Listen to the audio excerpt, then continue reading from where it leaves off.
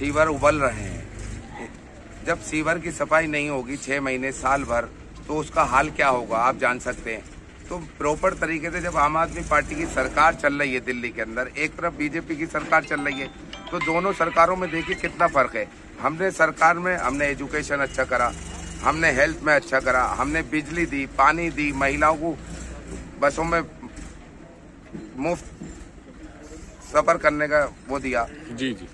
तो ये एक तरफ चल रही है भ्रष्ट सरकार चल रही है, वो आदमी घोटाला कि हमने देखिए 15 से 20 साल हो चुके हैं, हम जूझते हमारी नाली साफ नहीं है, हमारी गलियाँ साफ नहीं है, हम बड़े परेशान हैं।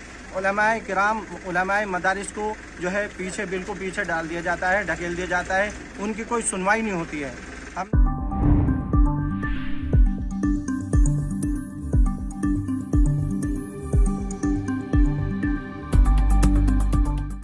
अभी हम यहाँ मौजूद हैं, ये मौलाना मेहरबान जो पुलती वाले हैं और इनके मदारिस पर हम यहाँ पर हैं। और ये आप मेरे सामने देख रहे हैं, ये सारे उलमा मौजिज़ लोग यहाँ पर जो मदारिस चलाते हैं और उलमा हैं, जिम्मेदार लोग हैं इलाके के, यहाँ मेरे सामने ये सब मौजूद हैं यहाँ पर।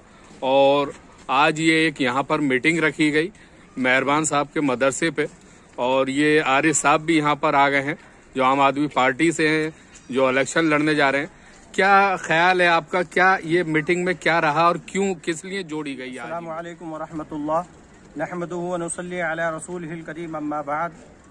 आज मैं मरकज़ी उलमा हिंद फाउंडेशन और मदरसा दारुल उलूम इमदादिया दिल्ली बटल हाउस जाकिर नगर जोकोबा एक्सटेंशन में हमने अपने इदारे के अंदर आज उलमाए किराम जो यहाँ मदारिस इस्लामिया मदरसे हैं, 22 से 23 मदरसे यहाँ इस वार्ड में 189 में मौजूद हैं, जो मदरसे को जो है मदरसे चला रहे हैं उलमाए किराम, यहाँ तशरीफ़ हैं तमाम उलमा।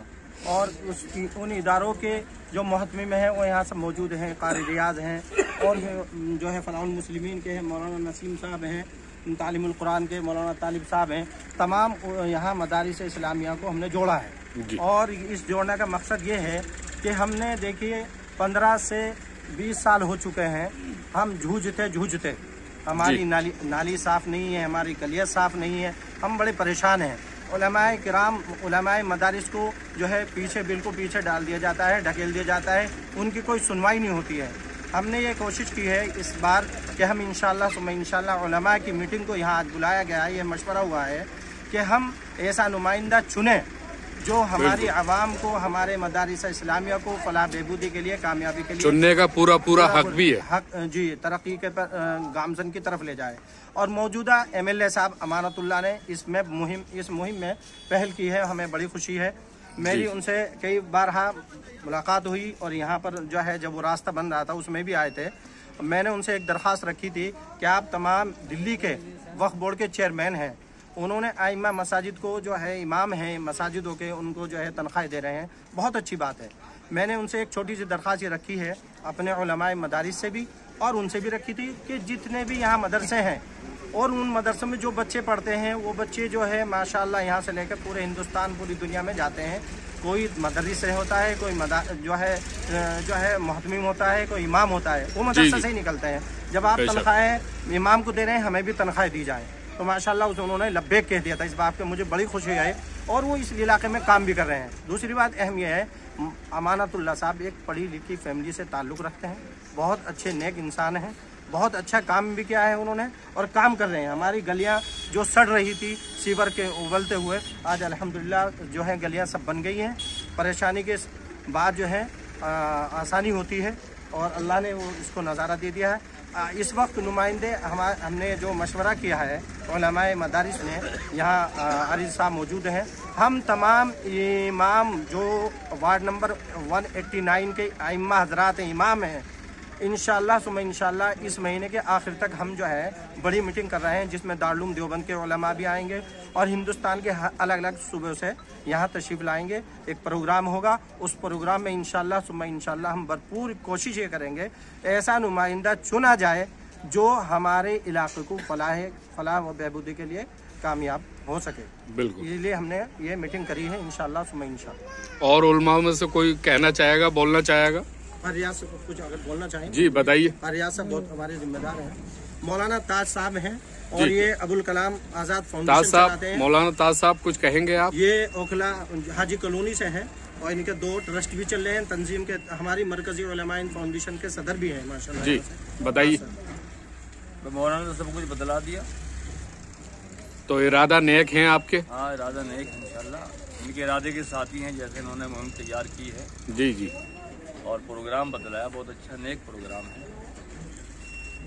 तो आरिफ साहब आप भी यहाँ पर आए तो कैसा रहा और क्या लग रहा है आपको? देखिए माशाल्लाह मैं शुक्रगुजार हूँ, ये हमारे सर के ताज हैं। ये माशाल्लाह यहाँ से पूरे हिंदुस्तान में बच्चे निकलते हैं माशाल्लाह, बहुत दूर दूर काम करते हैं जाके। मैं इनका शुक्रगुजार हूँ। इंशाल्लाह जो इन्होंने बात रखी है अमानत भाई के पास मैं भी बात रखूँगा।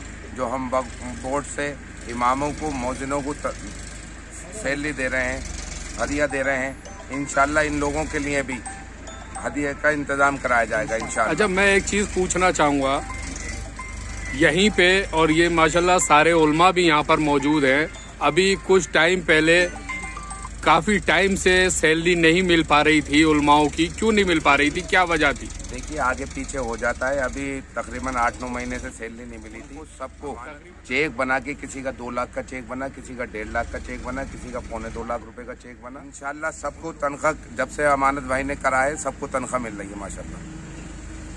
तो इससे पहले कोई प्रॉब्लम आ गई थी, क्या वजह रही? देखिए प्रॉब्लम नहीं आई थी, आगे पीछे हो जाता है। हालात ऐसे चल रहे हैं, बहुत ज्यादा वक्फ बोर्ड को छीनने का काम कर रही है और इसमें तंजीमें लगी हुई हैं अमानत भाई को उजाड़ने का, मगर अल्लाह अमानत भाई के साथ है। इंशाल्लाह अमानत भाई का कुछ नहीं होगा। चलिए ये तो रही यहाँ उलमाओं की बात। अभी मैं आरिफ साहब आपसे ये पूछता हूँ कि अभी इलेक्शन में आप डोर टू डोर जा रहे हैं, आपको क्या लग रहा है कि क्या प्रोसेस निकल कर आ रहा है, क्या आपको एहसास हो रहा है अभी? देखिए हम डोर टू डोर जा रहे हैं, हम मुलाकातें कर रहे हैं लोगों से, बहुत प्यार हमें मिल रहा है।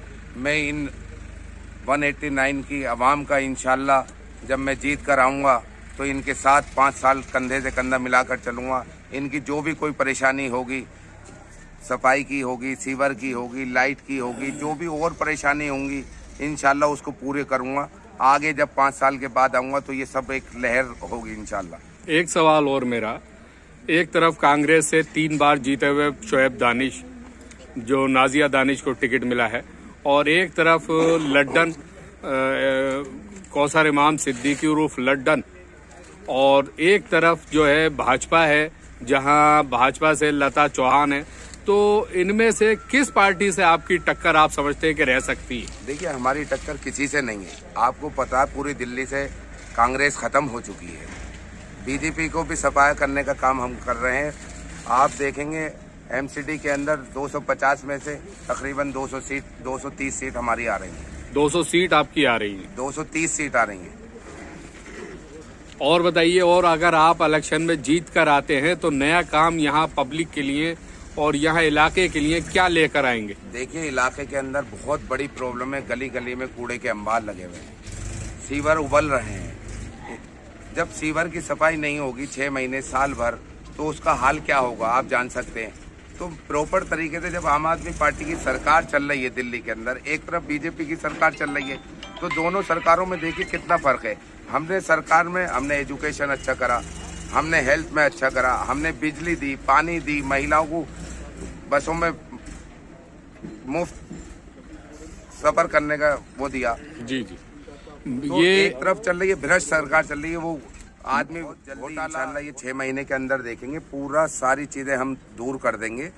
जब आम आदमी पार्टी का एमएलए होगा, काउंसलर होगा, मिलजुल के काम करेंगे। अब जब पार्षद के पास जाते हैं तो पार्षद कह देता है ये मेरा काम ही नहीं है। एमपी का एक भी काम बता दिए, काउंसलर का एक भी काम बता दिए, आप जो भी काम कराना है वो एमएलए हमारे होंगे, सरकार हमारी होगी, एमसीडी में सरकार होगी, जो भी चीजें होंगी इंशाल्लाह वो यहाँ पर सारी चीजें इंशाल्लाह आप 1 साल के अंदर देखेंगे। एक लहर होगी खुशी की, काम की एक लहर होगी।